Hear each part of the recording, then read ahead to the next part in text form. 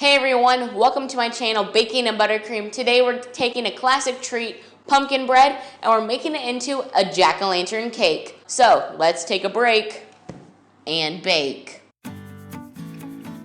For decoration you need orange buttercream frosting, recipe in the cards above, green fondant, and black fondant. Alright guys, in this video we're making a pumpkin bread jack-o'-lantern cake. So I just used my pumpkin bread recipe. There's a recipe link in the card above. All I did is I made the pumpkin bread recipe as normal. Instead, I poured it into 2 medium-sized bundt pans. Then I just let them bake. The reason why is because the bundt pans, when stacked together, kind of look like a pumpkin. So it's going to be a lot easier to make it look like a pumpkin if we use the bundt pans. So whenever they came out of the oven, I just let them cool, and then I leveled them. And whenever I leveled them, I kept the extra tops and all the crumbs that was left over, because we're going to need that for later in this project. So just set that stuff to the side.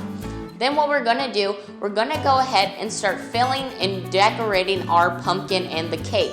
So I took 1/2 of the pumpkin bread, I just set it down on a turntable with a piece of parchment down beneath it, and I went ahead and put some frosting inside of the hole, and I filled it with some of the leftover cake. That way the hole would be filled, and then I went ahead and put buttercream on top of that, spread it around to make it even. Then I took the next layer and put it on top of that. So everything's pretty simple so far.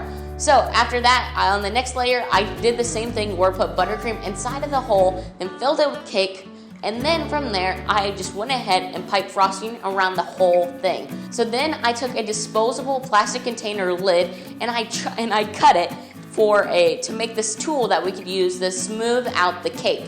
So all I did is I took it and I made a little square out of the plastic lid. I chopped off 2 of the corners and kind of a large circle, part of a circle shape. It was like a 1/4 of a circle. You kind of see here as I'm cutting it, but basically to where the two cuts come together in the middle and they make a little point. Anyways, I just took that tool and it actually helps smooth out the cake.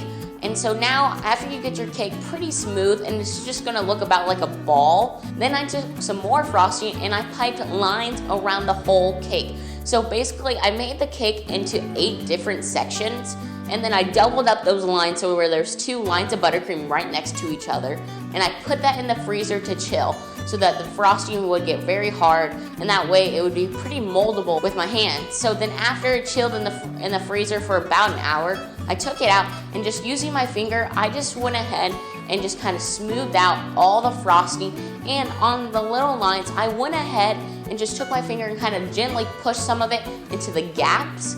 That way it could kind of look like it's a slope going into the little ridges that pumpkins have. So then I smoothed out the whole thing, and after that I took a small spoon and I just went ahead from the top of the gap, I just scraped it into the top part of the pumpkin. So it's just pretty simple, just using a small spoon. And in the gaps that we made, I just took a small spoon and just kind of scraped it into the top part of the pumpkin, and I did that with the whole thing. Then I took a large spoon and went along all the gaps from the bottom down to the top again. That way our gaps are very seen and noticeable, because we don't want it to look like it's just lumpy. We want it to make sure that it looks like a pumpkin. After that, I made sure that everything was smooth, and I started working on some fondant decorations. So what I did is, taking some of the green fondant, I just started rolling it into a stem shape, and then just using a fondant tool, I just scratched it just to make it look like it had some texture, and I bent it just a little bit, and I put a toothpick inside of it. That way it could help stick into the cake. So then after that, we're gonna go ahead and make the face for this jack-o'-lantern cake. So I just rolled out some fondant and I made a template of a plain jack-o'-lantern face. You can find your own template online. That's what I did. I just printed it out to the size of my cake, and so then I cut them out and I put it on top of my fondant, and then I cut around the template into the fondant, so then I could have the smile, the nose, and the eyes in black fondant to put onto the cake. So after that, I went ahead and just let the fondant stuff dry for a little bit.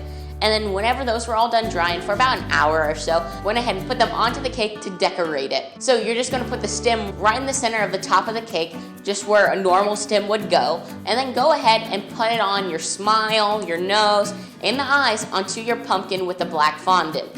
So it's pretty simple from there. I added actually 2 last minute touches, and it was just 2 little leaves I added to the stem just to give it a more realistic look and to make it look cooler. Alright guys, thank you so much for watching this video of baking in buttercream. I hope you enjoyed learning how to make a pumpkin bread jack-o'-lantern cake. So click one of these 2 videos right here. Top one YouTube recommends, I recommend this bottom one, and click this icon over here to subscribe to Baking in Buttercream. Alright guys, have a great Halloween.